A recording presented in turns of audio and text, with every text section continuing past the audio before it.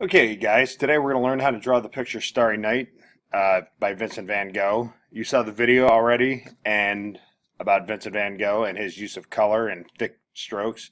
And when we're done drawing it in, we're going to colorize it, but we're going to start with drawing it today. And you can see that right here is this tree. This is the top of a tree. You're like looking down a hill towards this village that's down in this valley.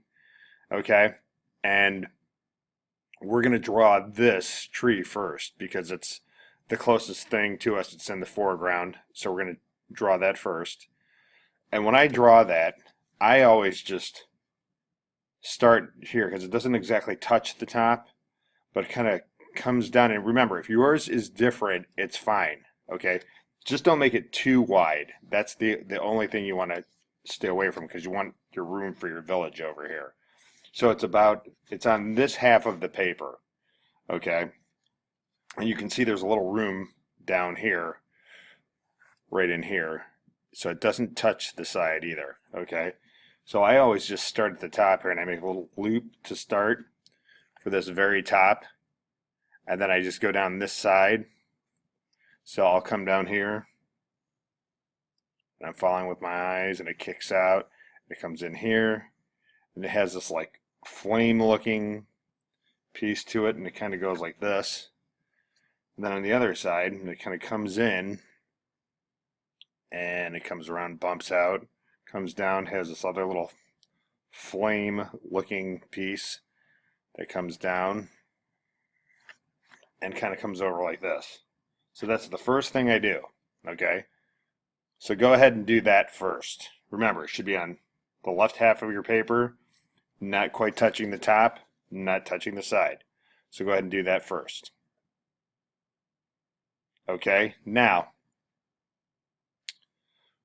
we're going to do the horizon line, which is going to be this line right here. Okay, so I'm just going to put a straight line in first, and then I'll do the mountains on top of it and the other things below it. So kind of just goes like this, stops, it jumps over your tree, and goes like this. So I just do that to get a rough idea of where things are going to be. Okay. Now I'm going to go back in and do the mountains on top. So it's just like a bump, and it hits the tree and it stops, and then it comes back out on the other side of the tree. And it comes over, rolls up, and then a couple little bumps, and then it kind of tails off the picture. Okay. Now there's also this little bump right here that I'll add now. So I come over, bumps up, kind of juts back out, and goes off the paper there. So go ahead and do that part next. Okay. Now we're going to start doing the swirls. Okay, so this first swirl comes in, wraps around and stops. So it's kind of like a blob like this. So it comes in, and I'm doing the outside shape of it. Comes in, stops, or it jumps over the tree, wraps around, kind of comes back around, and so that's the first one. And the second one is kind of just contained in here in the middle. Okay. And I'm looking at the picture more than I am my drawing, but you're going to have to go back and forth a little bit more. Okay. So this one comes around like this, goes around, wraps, comes back around, hugs the first one. Okay. Oop. I want to get a little closer, so I'll take my eraser.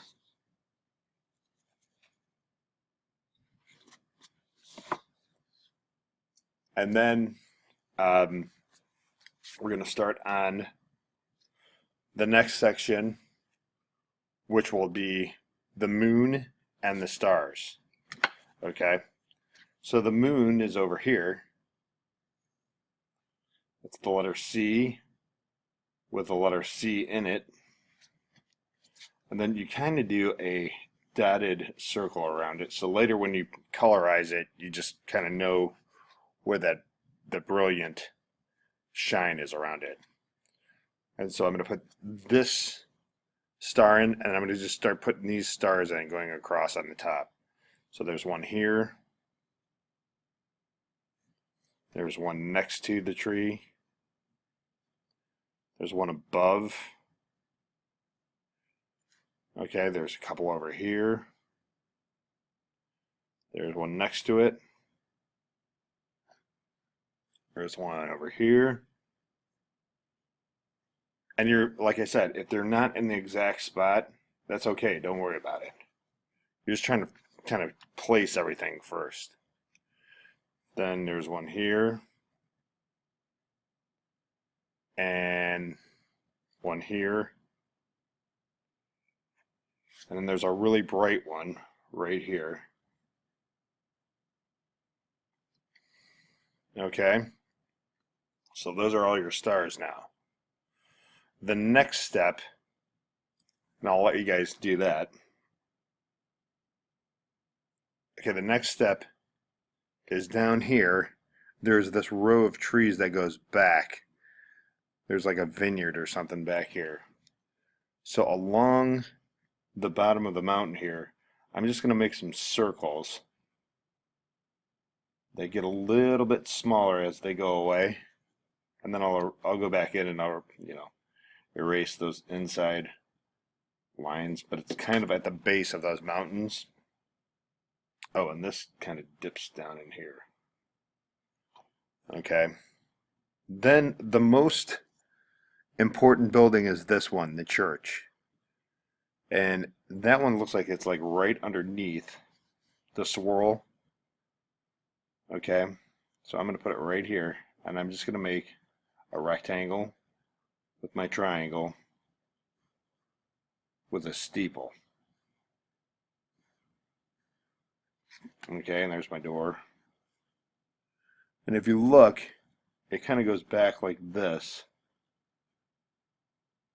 And there's like another building attached to it. Now, here's the only thing. This village is so small and so hard to see. This is really the only one that you need to make for sure. And I don't like that steeple, so I'm going to fix that. It's a little better. Okay, so all your other buildings you put in, just put a couple in. Just put a couple in here and there. Here's one.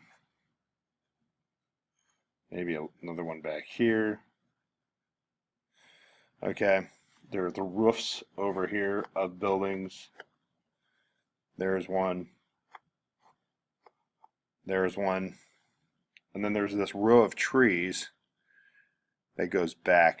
It kind of meets up with this one over here. So if I do it, I'll make like one here. And then I'll make one there. And there. There. There.